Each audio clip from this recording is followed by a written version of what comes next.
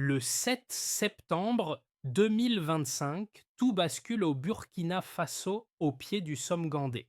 Des capteurs et des images satellites confirment un gisement de diamants d'une densité jamais mesurée, annoncé à plus de 3 fois la moyenne mondiale, assez compact pour faire vaciller cartes, modèles et certitudes. Dans les foyers, les écoles et les commerces, une même question s'impose. Que vaut cette richesse si elle attire la convoitise et si Ibrahim Traoré trace une ligne rouge? Pas à vendre, à protéger en parlant d'un futur à construire de l'intérieur. Et déjà, une idée s'impose. Promesse, test, vertige national. Cette histoire promet plus qu'une annonce minière. Elle engage l'éducation, l'énergie, les routes, l'emploi et la place du Burkina Faso dans un monde où les ressources déclenchent autant de dépendance que de prospérité. En suivant les faits, les chiffres et les choix politiques, le spectateur comprend ce qui se joue réellement derrière le mot diamant, loin des slogans et de l'euphorie initiale. L'enjeu est simple et simple à formuler, mais difficile à tenir. Transformer une découverte géologique en souveraineté durable. Cela signifie décider qui contrôle, qui apprend, qui produit et qui profite, sans confondre vitesse et précipitation. Chaque décision ouvre des bénéfices possibles, mais aussi des coûts invisibles, économiques, sociaux et géopolitiques. Ce récit propose donc une lecture structurée, étape par étape, des conséquences concrètes de Somme Gandé. Il ne s'agit pas de célébrer ni de condamner, mais de mesurer ce que gagne l'État, ce que risquent les citoyens, ce que redoutent ou espèrent les partenaires étrangers et surtout, et ce que cette séquence révèle du pouvoir réel d'un pays à maîtriser son avenir. Le chiffre a tout déclenché. Une densité diamantifère annoncée plus de 3 fois supérieure à la moyenne mondiale, confirmée par deux lectures indépendantes. En quelques heures, ce signal a suffi à transformer une prospection routinière en urgence nationale, plaçant le Burkina Faso au centre de l'attention géologique mondiale. Ce mini révélateur n'est pas anodin. Dans l'industrie minière, une telle densité modifie immédiatement les équations de valeur, de sécurité et de pouvoir. Elle attire des capitaux, des experts, mais aussi des rivalités. À Somgandé, les premières analyses indiquent un réseau cristallin continu enfoui sous des couches volcaniques profondes, rendant toute extraction classique complexe, coûteuse et technologiquement sensible. Ce n'est donc pas un gisement facile, mais un test de capacité nationale. C'est dans ce contexte qu'Ibrahim Traoré intervient, non comme un simple annonceur, mais comme arbitre d'un basculement stratégique. Depuis le palais présidentiel, il suit les transmissions en temps réel, reçoit les premières notes techniques et comprend rapidement que l'enjeu dépasse la pierre elle-même. Le diamant devient une question de méthode. Comment annoncer sans déclencher la ruée? Comment protéger sans s'isoler? Comment promettre sans perdre le contrôle du calendrier? Historiquement, le Burkina Faso a souvent vu ses ressources perçues comme marginales ou secondaires. Cette découverte rompt avec cette trajectoire.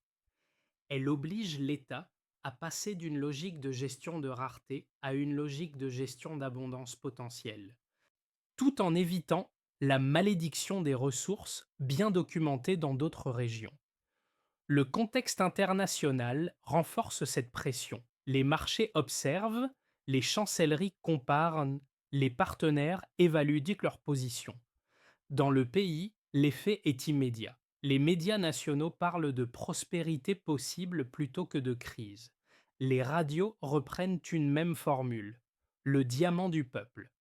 Mais cette narration optimiste cohabite avec une inquiétude sourde. L'histoire montre que la richesse du sous-sol peut fragiliser le dessus. C'est précisément cette tension entre espoir collectif et risque structurel qui constitue le véritable contexte de Somme-Gandé et explique pourquoi Ibrahim Traoré présente la découverte non comme un cadeau, mais comme une épreuve politique. Sur les pentes poussiéreuses du Somme-Gandé, les premiers ingénieurs décrivent une scène presque irréelle. Les instruments vibrent, les écrans saturent de signaux lumineux, et le silence s'installe quand chacun comprend que la lecture dépasse tout précédent connu. Autour d'eux, des unités de sécurité délimitent le périmètre, conscientes que chaque mètre de terrain vient soudain de changer de valeur stratégique. Dans les villages voisins, l'annonce circule plus vite que les véhicules officiels. À Ouagadougou, un commerçant interrompt ses ventes pour écouter la radio nationale. Des enfants brandissent des drapeaux improvisés. L'émotion est brute, non filtrée, nourrie par l'idée qu'un pays longtemps relégué peut enfin compter autrement que par ses crises. Cette réaction populaire ne repose pas sur des chiffres, mais sur une reconnaissance symbolique longtemps absente. Ibrahim Traoré apparaît alors comme un point de fixation. Dans ses interventions publiques, il évite l'euphorie et choisit des mots mesurés, parlant de prudence, d'unité et de responsabilité. Cette posture contraste avec l'emballement extérieur où les marchés et les médias internationaux spéculent déjà sur les effets à venir. Le décalage est frappant. À l'intérieur, une fierté contenue. À l'extérieur, une projection accélérée. Ces premiers impacts révèlent une réalité essentielle. Le diamant agit moins comme une richesse immédiate que comme un révélateur de rapports sociaux, de confiance et d'attentes accumulées. En quelques jours, il modifie les conversations, les priorités et les regards portés sur l'État. Autrement dit, ce n'est pas la pierre qui change le pays, mais la manière dont le pays se voit soudain capable de décider. Tout commence par une routine, une mission de prospection scientifique menée par des ingénieurs burkinabés avec l'appui de spécialistes étrangers explore le massif central du Somme-Gandé.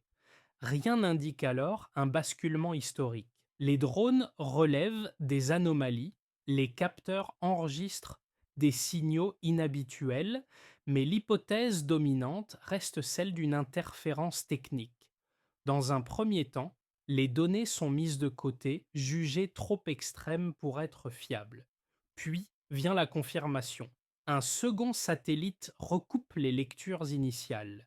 Les mêmes valeurs apparaissent stables, cohérentes, impossibles à ignorer. En quelques heures, la routine bascule en alerte nationale. Des hélicoptères militaires décollent, transportant géologues, officiers et observateurs mandatés. Le site est sécurisé. Les flux d'informations sont centralisés. À ce stade, la découverte cesse d'être scientifique pour devenir politique. L'effet est immédiat. Les marchés spécialisés s'emballent. Les cours mondiaux du diamant enregistrent une hausse brutale, nourrie par la rumeur d'un gisement hors norme. Les forums financiers s'animent. Les médias internationaux parlent d'un second choc africain. Cette réaction en chaîne illustre un mécanisme bien connu. Avant même l'extraction, la valeur anticipée commence à produire des effets réels. C'est à ce moment précis qu'Ibrahim Traoré intervient publiquement. Son message tranche avec l'euphorie ambiante. Le diamant ne sera pas vendu, il sera protégé. Cette phrase simple et ferme circule dans tout le pays. Elle est reprise sur les murs, dans les écoles, sur les ondes. À l'intérieur, elle galvanise. À l'extérieur, elle inquiète. Les chancelleries évaluent déjà les conséquences d'un contrôle strict sur une ressource stratégique. Les réactions internationales se différencient rapidement. À Washington et à Paris, des notes confidentielles évoquent un possible rééquilibrage des influences en Afrique de l'Ouest. À Pékin et à Moscou, les communiqués saluent une coopération scientifique réussie et se disent ouverts à des partenariats respectueux de la souveraineté. Chacun lit la séquence à travers ses propres intérêts. révélant la portée géopolitique de l'événement. Pendant ce temps, à Ouagadougou, une autre dynamique s'installe. Ibrahim Traoré convoque ses ministres, ses chefs militaires, ses conseillers techniques. L'objectif n'est plus de réagir, mais de structurer. Comment transformer le choc en stratégie? Comment éviter la ruée? Comment garder la maîtrise du tempo? Le mot d'ordre devient une ligne directrice. Prouver que cette richesse peut servir le peuple sans reproduire les schémas de dépendance. Les jours suivants confirment que la découverte de Somgandé n'est pas un épisode isolé, mais le déclencheur d'une séquence longue. Découverte, réaction, consolidation. Chaque étape ajoute une couche de complexité. La pierre révèle moins un trésor qu'un dilemme durable. Et déjà, derrière la chronologie officielle, se dessine une bataille plus difficile, celle de la constance politique face aux pressions accumulées. Avant Somgandé, le Burkina Faso occupait une place marginale dans les classements miniers mondiaux. Après la découverte, un premier delta s'impose. Les analyses parlent d'une concentration moyenne annoncée autour de 4 carats par tonne de roche, soit près du double des références régionales connues. Cette seule donnée suffit à modifier la perception économique du pays en le faisant passer d'un territoire périphérique à un acteur potentiel du secteur diamantifère. Ce chiffre n'agit pas isolément, il est recoupé par un second indicateur, plus technique mais tout aussi structurant. Les drones géologiques estiment le réseau diamantifère à environ 2850 mètres de profondeur. À cette distance, la chaleur et la pression rendent toute extraction classique impraticable. Autrement dit, la richesse existe, mais elle n'est pas immédiatement exploitable. Ce contraste crée un cadre inédit, une valeur théorique élevée contrebalancée par des contraintes technologiques fortes. La promesse est réelle mais différée. Un troisième indicateur éclaire les choix politiques à venir. Les projections officielles évoquent environ 15 000 emplois directs et indirects sur un horizon de 2 ans, à condition que l'extraction s'accompagne d'infrastructures de formation, d'énergie et de sécurité adaptées. Ce nombre ne décrit pas seulement un impact social. Il dessine une architecture économique où la création d'emplois dépend moins de la vitesse d'extraction que de la capacité à internaliser les compétences. Pris ensemble, ces chiffres composent une équation précise. La densité exceptionnelle attire l'attention. La profondeur impose la prudence. L'emploi projeté conditionne la légitimité politique du projet. Ibrahim Traoré s'appuie sur cette lecture pour cadrer le débat public. Il ne s'agit pas d'exploiter plus vite que les autres, mais de décider comment, avec qui et à quel rythme. Les données deviennent un outil de discipline, pas un argument de célébration. Cette approche tranche avec des précédents régionaux où l'annonce de ressources a souvent déclenché une course désordonnée. Ici, les chiffres servent à ralentir autant qu'à convaincre. Ils justifient le temps long, la montée en compétences nationales et le refus de solutions clés en main proposées par des acteurs extérieurs. Dans les discours officiels, la comparaison est implicite. Mieux vaut un rendement progressif maîtrisé qu'un pic rapide suivi d'une perte de contrôle. Pour les observateurs internationaux, ces preuves quantitatives posent un dilemme. Elles confirment le potentiel économique du site tout en signalant que l'accès à cette valeur passera par des partenariats techniques exigeants. Pour les citoyens, elles offrent un repère concret. La richesse n'est ni immédiate ni abstraite, elle est conditionnelle. Ce cadre chiffré permet de tempérer les attentes, mais aussi de mesurer les engagements futurs de l'État. En plaçant ces données au centre du récit, Ibrahim Traoré transforme les chiffres en garde-fous. Il rappelle que le véritable enjeu n'est pas la quantité extraite, mais la cohérence entre promesses économiques, souveraineté technologique et stabilité sociale. La preuve par les nombres devient ainsi une manière de poser des limites claires avant que l'euphorie ne les efface.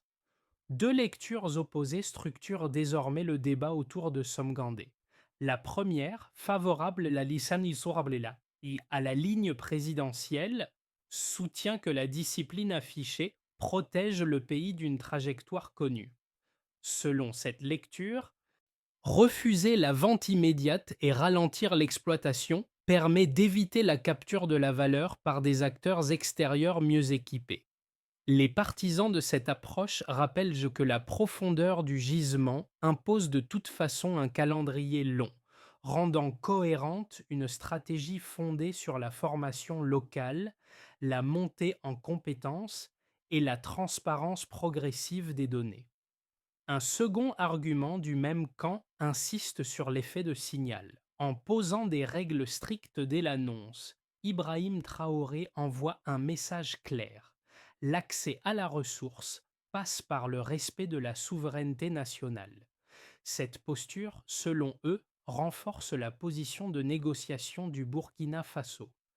Elle permettrait d'attirer moins de capitaux spéculatifs, mais davantage de partenariats techniques compatibles avec un transfert de savoir-faire réel. Dans ce cadre, la lenteur devient un levier, non un handicap. Face à cela, les critiques développent une thèse inverse. Ils estiment que le temps long comporte aussi des risques élevés. Retarder l'exploitation, c'est exposer le pays à des pressions diplomatiques accrues, à des tentatives de contournement et à une érosion de l'élan initial. Certains observateurs soulignent que les marchés fonctionnent sur l'anticipation. Si les promesses tardent à se matérialiser, la crédibilité peut s'affaiblir, tout comme la capacité à financer les infrastructures nécessaires sans apport extérieur rapide. Un second point critique concerne la gouvernance. Les opposants craignent qu'un contrôle centralisé excessif, même au nom de la souveraineté, ne réduise les contre-pouvoirs effectifs. Ils rappellent que la transparence annoncée doit encore se traduire par des mécanismes vérifiables, accessibles et durables. Sans cela, la discipline affichée pourrait se transformer en rigidité, voire en opacité, avec des coûts politiques internes non négligeables. La réponse apportée par le pouvoir s'appuie sur les données disponibles. La profondeur du gisement, la complexité technologique et les projections d'emplois conditionnels rendent illusoire une exploitation rapide et massive. Dans cette lecture, accélérer ne réduirait pas les risques mais les déplacerait. Le choix assumé consiste donc à accepter une croissance plus lente mais mieux contrôlée, en pariant sur la stabilité sociale et la légitimité interne. Ce face-à-face ne produit pas une vérité unique. Il révèle plutôt un arbitrage fondamental entre vitesse et maîtrise. À Somgandé, la question n'est pas de savoir qui a raison en théorie, mais quel coût le pays est prêt à assumer pour préserver sa capacité de décision à long terme. Jusqu'ici, Somgandé était raconté comme une découverte exceptionnelle à gérer avec prudence. À mi-parcours, une autre réalité s'impose. Le diamant n'est plus seulement un enjeu économique, il devient un instrument de recomposition stratégique. Sous les couches diamantifères, les équipes identifient donc des minéraux rares associés indispensables aux batteries, aux satellites et à certaines technologies de défense. Cette information change l'échelle du dossier en quelques jours. Ce basculement oblige à relire toute la séquence. La question n'est plus uniquement de savoir comment extraire, mais comment protéger un levier de puissance potentielle. Les chancelleries ajustent leur discours. Les partenariats proposés se font plus complexes, plus techniques, plus conditionnels. La découverte cesse d'être un événement national pour devenir un sujet de sécurité économique élargie. Ibrahim Traoré comprend alors que la ligne de conduite initiale n'était pas seulement prudente mais prémonitoire. Le refus de la vente rapide, la centralisation des données et le contrôle du tempo prennent un autre sens. Il ne s'agit plus d'éviter une ruée, mais de prévenir une captation stratégique déguisée en coopération. À l'intérieur du pays, ce tournant est moins visible, mais tout aussi décisif. Le diamant change de statut symbolique. Il n'est plus perçu comme une promesse immédiate de richesse, mais comme une responsabilité collective. Ce milieu de parcours révèle ainsi le cœur du pari burkinabé, accepter la complexité pour conserver la maîtrise. Pour l'État burkinabé, la découverte de Somgandé redéfinit d'abord les priorités institutionnelles. La perspective de ressources stratégiques impose une refonte des cadres juridiques, fiscaux et sécuritaires. Des clauses de contrôle majoritaire national sont mises en avant, tandis que les mécanismes de publication des données deviennent un enjeu de crédibilité interne et externe.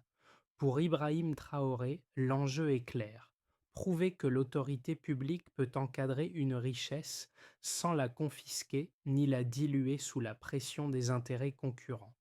Du côté des entreprises, l'effet est contrasté. Les groupes miniers internationaux multiplient les offres de partenariat, attirés par la densité annoncée et le potentiel à long terme. Mais les règles proposées, notamment l'exigence d'un contrôle national renforcé et d'un transfert de compétences, refroidissent certains acteurs.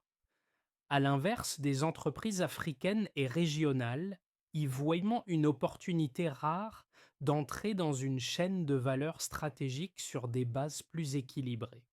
Le paysage entrepreneurial se recompose, moins autour de la vitesse que de la compatibilité politique. Pour les citoyens, les conséquences sont plus diffuses, mais bien réelles. L'annonce déclenche une hausse de la confiance collective, perceptible dans les discours publics et les comportements économiques. Les programmes éducatifs s'orientent davantage vers les sciences du sol, l'ingénierie et la gestion environnementale. Dans les zones proches du site, des attentes émergent autour des infrastructures, de l'emploi et de la participation locale. Cette dynamique crée aussi un risque, celui d'une déception si les bénéfices ne tardent ou apparaissent inégalement répartis. À l'échelle régionale, enfin, Somgandé agit comme un signal. Des pays voisins observent attentivement la méthode burkinabé, cherchant à y lire un modèle reproductible ou un cas isolé. Les discussions diplomatiques se densifient, notamment autour de coopérations sud-sud et de cadres panafricains de gestion des ressources. Ibrahim Traoré se retrouve ainsi au centre d'un jeu d'influence où chaque décision nationale résonne au-delà des frontières. Ces quatre niveaux révèlent une même constante. La découverte n'apporte pas de solutions immédiates, mais redistribue les rapports de force. Elle crée des marges de manœuvre nouvelles tout en exposant le pays à des attentes accrues. Les conséquences concrètes ne se mesurent donc pas seulement en revenus futurs, mais en capacité à maintenir un équilibre entre autorité, inclusion et ouverture maîtrisée. C'est sur cette ligne étroite que se joue désormais la suite du récit. Dans une première trajectoire, la plus stable, le Burkina Faso parvient à stabiliser la phase préparatoire sans accélération brutale. Les audits techniques se poursuivent, les données sont publiées à rythme régulier et les partenariats restent limités à l'expertise nécessaire. Les investissements avancent prudemment, l'emploi progresse lentement mais de façon ciblée, et l'État consolide sa crédibilité institutionnelle. Dans cette trajectoire, les revenus restent modestes à court terme, mais la confiance interne se renforce. Le pays démontre qu'il peut tenir une ligne sans céder à l'urgence extérieure. Dans une seconde trajectoire, plus favorable, la discipline initiale produit un effet d'entraînement. Des coopérations africaines se structurent autour de la formation, de la recherche et des technologies d'extraction profonde. Les universités locales deviennent des pôles régionaux attirant chercheurs et ingénieurs. Les partenariats sud-sud gagnent en visibilité, réduisant la dépendance aux circuits traditionnels. Dans ce cadre, la valeur de Somgandé dépasse le site lui-même et agit comme catalyseur industriel. Ibrahim Traoré capitalise alors sur cette dynamique pour inscrire le Burkina Faso dans un réseau continental plus intégré, où la ressource devient un levier d'autonomie collective.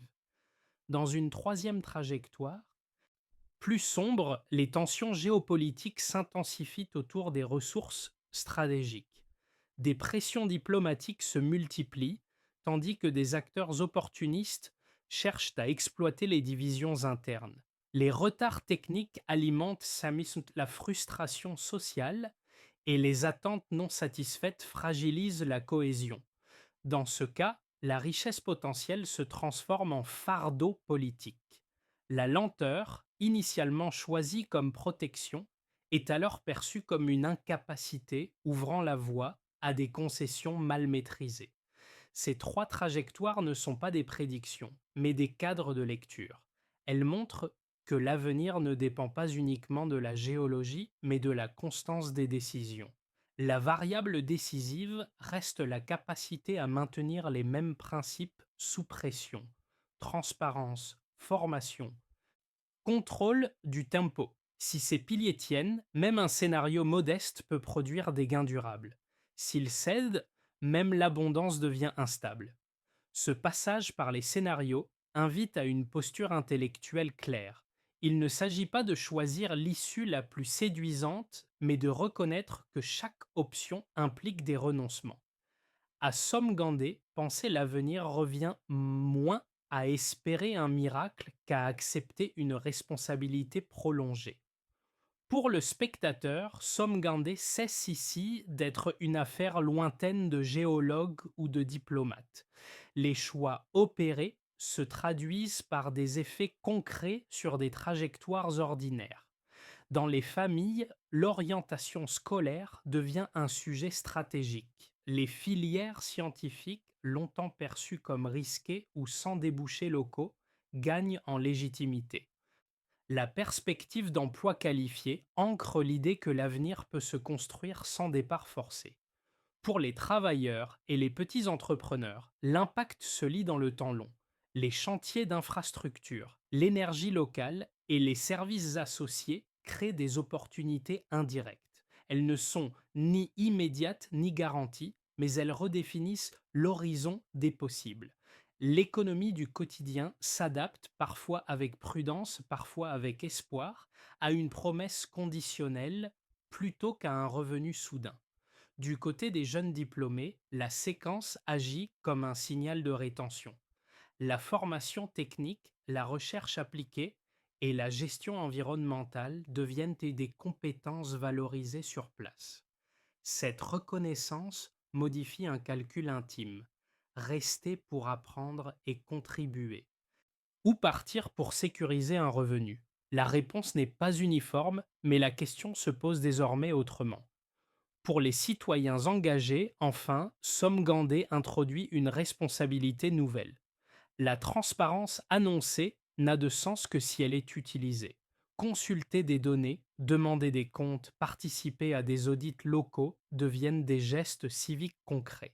Le projet minier se transforme ainsi en test de maturité collective. Deux pistes simples émergent pour le public. D'abord, s'informer au-delà des annonces en distinguant promesses, calendrier et preuves. Ensuite, relier les décisions nationales aux impacts locaux sans les idéaliser ni les rejeter par principe. Ce chapitre rappelle que la richesse ne change pas une société par elle-même. Ce sont les choix quotidiens, éclairés et partagés, qui lui donnent un sens durable. La réponse institutionnelle se structure autour d'une feuille de route en plusieurs étapes, pensée pour transformer une découverte brute en politique publique mesurable. Première étape, la création d'une autorité nationale des ressources stratégiques dotée d'un mandat clair. Sa mission consiste à centraliser les données, publier régulièrement les chiffres de production potentiels et établir des standards de transparence accessibles aux citoyens comme aux partenaires. Pour Ibrahim Traoré, cette architecture est un préalable. Sans information vérifiable, aucune souveraineté ne peut durer. Deuxième étape, l'investissement massif dans la formation. Le gouvernement annonce la mise en place d'une académie dédiée aux sciences minières et aux technologies associées, avec des filières en géologie profonde, robotique et sécurité environnementale. L'objectif n'est pas seulement de former des techniciens, mais de constituer une base nationale de compétences capables de dialoguer d'égal à égal avec des acteurs extérieurs. Cette étape conditionne toutes les suivantes. Troisième étape, l'énergie et les infrastructures. Les projections intègrent le financement de solutions locales, notamment solaires, afin de soutenir les zones rurales proches du site.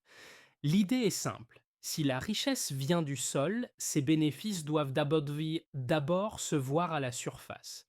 Routes, réseaux et services deviennent des indicateurs concrets de crédibilité politique. Quatrième étape, le cadre partenarial. Ibrahim Traoré insiste sur une logique de coopération graduée, privilégiant les accords qui incluent un transfert de savoir-faire mesurable et des clauses de contrôle national. Les partenariats ne sont pas exclus mais conditionnés à des objectifs précis et évaluables dans le temps. Cinquième étape, enfin, l'audit citoyen permanent. Des mécanismes de consultation et de signalement sont prévus pour permettre un contrôle social continu. Cette dernière brique transforme la feuille de route en contrat implicite entre l'État et la population. Elle rappelle que la réussite ne se juge pas à l'annonce, mais à la constance de l'exécution.